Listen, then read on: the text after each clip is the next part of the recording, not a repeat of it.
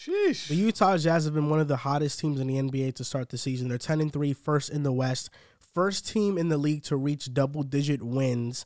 They have beaten the Nuggets, the Wolves, the Pelicans, the Grizzlies twice, the Clippers, the Hawks. That's a good No resume. team with an over-under of less than 25 games has won 7 games through their first 13. The Jazz are the best team in the Western Conference right now. And I know that with the Jazz, there's a lot of talk about, well, is it going to last? There's questions around that, whether it will last. Is Danny Ainge happy with the success? Will he blow up this team and then go into full tanking mode for a player like Victor? And I've been saying this since the Jazz started winning in the beginning of the season, and watching them, I'm just like, they're a very fun team. They have the perfect combinations of shooters, defenders, ball handlers, shot creators. They're just a well-rounded team. They have a bunch of good role players and players that are playing above their level right now. I don't think Danny Ainge is going to tank. I don't think so.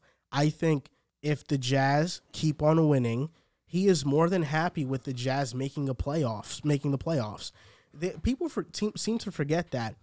When Danny Ainge was in Boston after he traded KG, Paul Pierce, that there was talk about the Celtics tanking, and in the 14-15 season, they make the playoffs with Isaiah Thomas, Marcus Smart, Jeff Green, Al Horford, a collection of good players, but nobody stood out as the standout player on that team. And Danny Ainge has already said that it's assumed that's how I feel. Give me a break. I've been accused of building teams to lose before. It's never been true.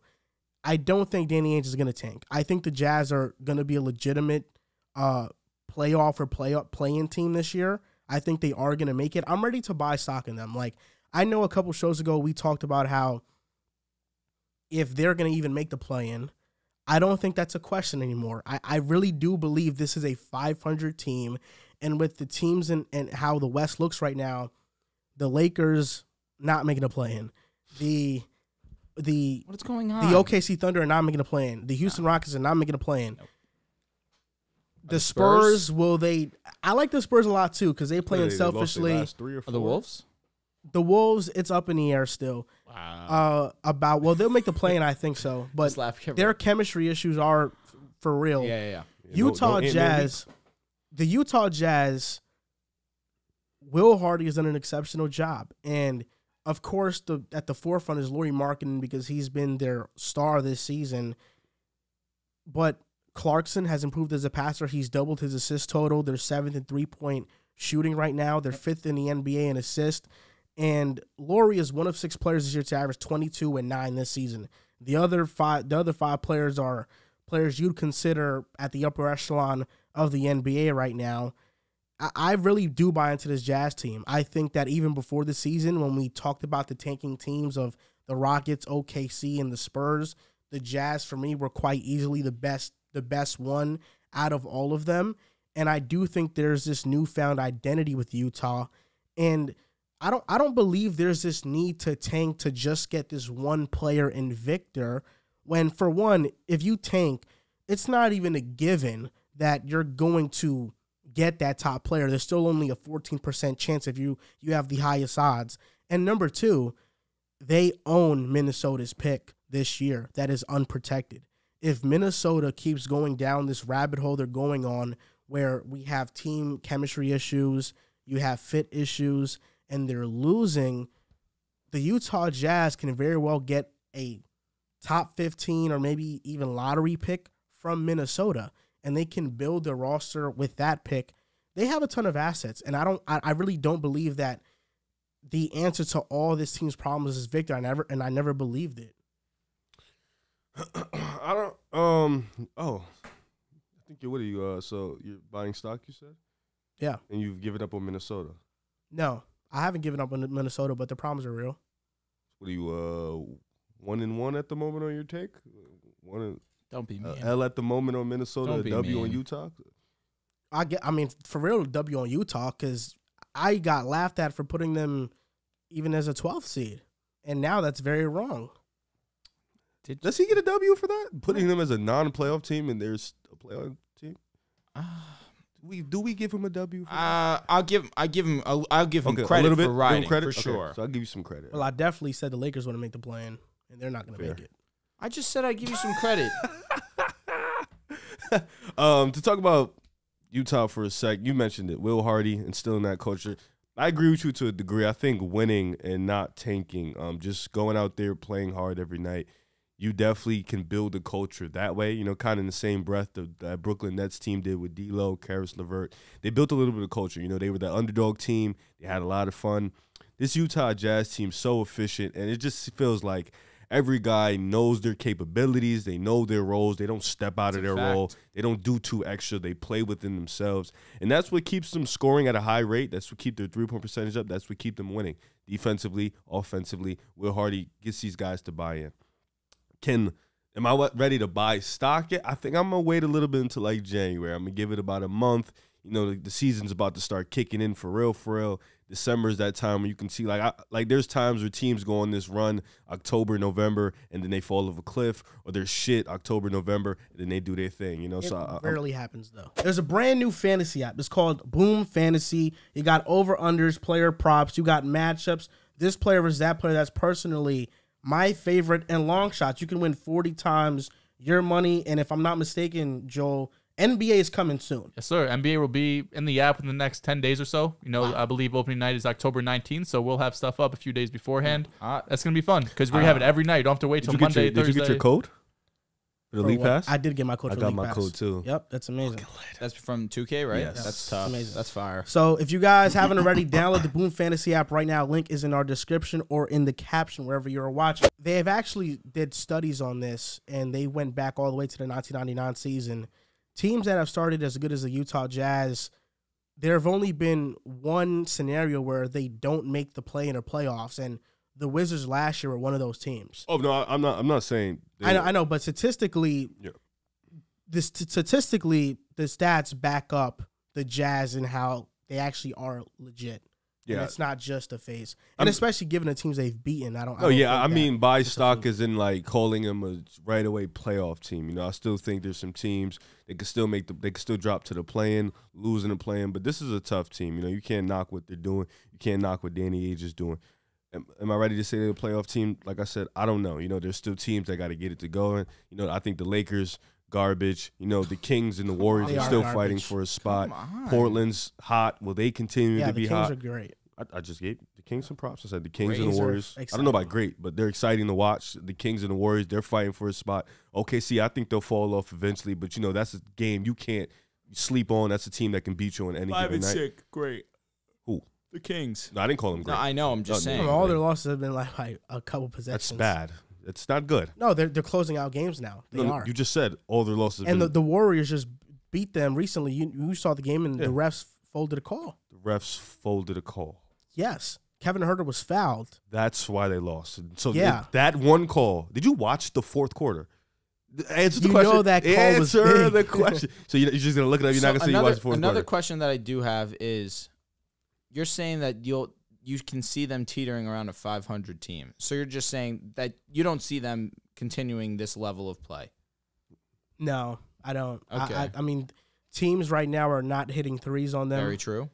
They're hitting threes I could keep going. I don't know if that's the statement that I want to agree with, but go ahead. Teams right now are not hitting threes. Just teams haven't figured them out yet. Teams right now are very bad at shooting against them. And I don't quite attribute that all to their defense. I think some of it definitely is true. But I think teams are also just kind of in a slump. And there is an overlooking factor to this team right now where for sure we get into November, we get into like December, January, teams are not going to be overlooking the Jazz anymore. I do think they're a 500 team. They're a playing team for sure, in my opinion. They're one of those teams that I think are going to be 500, so 41 wins or better. I do think that Vegas got this extremely wrong, just like a lot of people. They're going to win 41 or more games this year. All right. They've been playing. So did you watch that fourth quarter? Because you tried to look something up instead of answering the question. I wanted to know what the final score of the game was. So you didn't watch the fourth quarter? I don't care about the fourth quarter. Of course you didn't. You're going to blame the game on the one play instead of just watching the fourth quarter. Yes, but you know Kevin Huerter was fouled. I understand that was a big but play. That's not why they lost. To talk about the Utah Jazz. Sorry, I apologize. It's okay, man. Talk about They've been playing very good basketball on both sides. I know, that's crazy. especially when we're talking about the And Utah they play Jazz. the Warriors again tomorrow. They would at least win to OT if Kevin Huerter goes. They play the line. Warriors again tomorrow in Sacramento. I Get guess. one win. Sacramento can win. They haven't won yet. You know that, right? Yeah, but they can win. But, so win. You think they're gonna win? Who? You? The Kings? Yeah. Hell no. I think the I think Warriors will win. I think they're gonna win. All right, well, win. Come on. We've been waiting. You guys have been trying to win. Win. They have been winning 5 and 6, 10 seed right now. That's not the win. Aaron Fox, you slept on him. I did. Yeah, That's a shame. he's He's amazing. amazing. He's really good. Will it last? I mean, De'Aaron Yeah, Fox we'll has last. been good. What are we doing? It's been good. Will it Aaron last, Fox though? is playing at an elite level this year. Will that elite level last? You make it seem like it's been lasting. Yeah, it's gonna last the entire season. Entire. Yeah, he's averaged 27 in the NBA. He's never averaged 27 in his life. I was going to say, I think it's 25, 26. It was 25. It was Yeah, 25. either way, come on. I'm sorry. It's He 2 tried to lie. points. He It's just 2 tried to lie points, just now. though. Right now he's averaging 26. He averaged 25 in 2020. Yeah, but the So difference he is can't he's last been a this better year? he's been a better shooter Can I this talk year as about the opposed to Utah other- Jazz, And you please? know that. He has, and that will last because he was in the gym all summer. Everybody's in the gym all summer. No, but he That's not made necessarily a different true. level of commitment. Everyone Read the being- article on The Athletic. They wrote about him, and he had a honeymoon this offseason. He took his trainers on his honeymoon, and he was working every day in the gym. I'm sure his wife appreciated that. Sure, that was cool. Like, what the hell? He was bought in. Listen, man. He was bought in. Imagine That's your swipe up. once in a lifetime thing. You're like, yeah, I'm gonna bring my trainers with me. Bro, he got to take the I Kings to the respect the playoffs. grind. I'm just saying, like, come Could on, have took a week off. we're all human. That being said, the Utah Jazz, second in offensive rating, second in defensive rating. What has That's been the thing that's getting me. I don't know if that will defense last. being Yeah. second, For fair the enough. offense too. Especially because you obviously lose Rudy Gobert, and everyone says that Rudy Gobert is the main reason why this defense is as good as it is. But the real reason, it seems as if this team now is not self-centered, and that's why I was mentioning the Donovan Mitchell being a ball hog, and I meant that very loosely, but I mean it more so in the sense of last year they were bottom 5 in passing the ball last year. This year they're top 10. Last year they were bottom 5 in the league in assists. This year they're top 10. There's a lot more ball movement. There's a lot more trust in each other. And sure, there is a little bit of the other teams going against Utah Jazz and them not taking them as seriously as they should. But it's the NBA. Any given night, any team can beat anyone. And the Utah Jazz are playing with a chip on their shoulder right now, and they're playing great. You mentioned Lauri Markkanen and the things that he's done. He's been spectacular. A big part of this team also is that they're a very lengthy squad. They run out Kelly Olynyk, Lauri Markkanen. That's 2 7-footers. Jaden McDaniels, that's a 6'8" guy right there. Vando. Excuse me. Yep, he's been I great. was like, what? Yeah, he caught me by surprise. 6'8", great on the defensive side of the ball. Nah, he's 6'9". Come on. And then off the bench, you have, Vando. Vando guy. you have Colin Sexton and you have Malik Beasley who come in, and they are now the second leading team in bench points right now. They have been a very complete unit. They are playing very high-level basketball right now. Last basketball show we had, I was out because the Wizards really have led me in the wrong in the direction of I don't know if that team can continue to play at this level because they had people confused and they end up being who we thought that they would be. But this team is a similar in a similar spot, but they've been very, very consistent night in, night out. I want to say they're definitely a play-in team. Playoffs, I do have to wait and see because you mentioned it. We haven't seen the Golden State Warriors really get going. The Clippers haven't really got going because Kawhi Leonard has not been playing. The Nuggets, Jamal Murray really hasn't hit his full stride. The Timberwolves have just been beyond the word disappointing.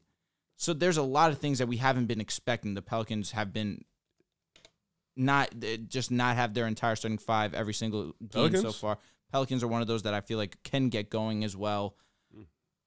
I want to say they're playing for sure, guaranteed, signed and sealed. But the playoffs, I still need to wait on that. They'll have to win the play-in, and I don't know if they can do it. Defensively, this is you mentioned how you don't think the defensive part of their game can continue. I feel like defense, we've said it all along, is an effort thing, and they've shown that they are a team full of effort. Maybe the offensive rating doesn't stick around. Oh, and another thing I want to say, Jordan Clarkson starting now as opposed to coming off the bench. We thought that Colin Sexton would be the starter and Jordan would resume his role as the 6th man.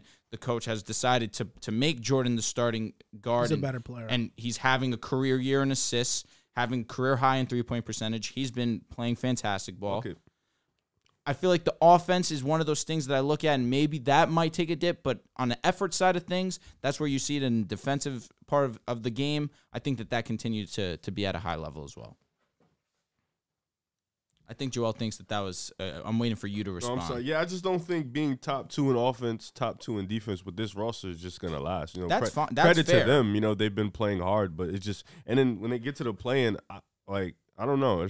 You still like chips on the table, cards on the line. You still need a guy. You know what I'm saying? And I don't know if Lauri Markkanen at the end or Jordan Clarkson at the end could be your guy when you play a team like if you have to fucking see the Pelicans in a playing game, or you still got to see Minnesota, which is still a tough game, or you got to see Golden State in a playing game, or a Clippers team. Like you still need a guy, and I don't know if Lauri's been fantastic. He's been really, really fucking good.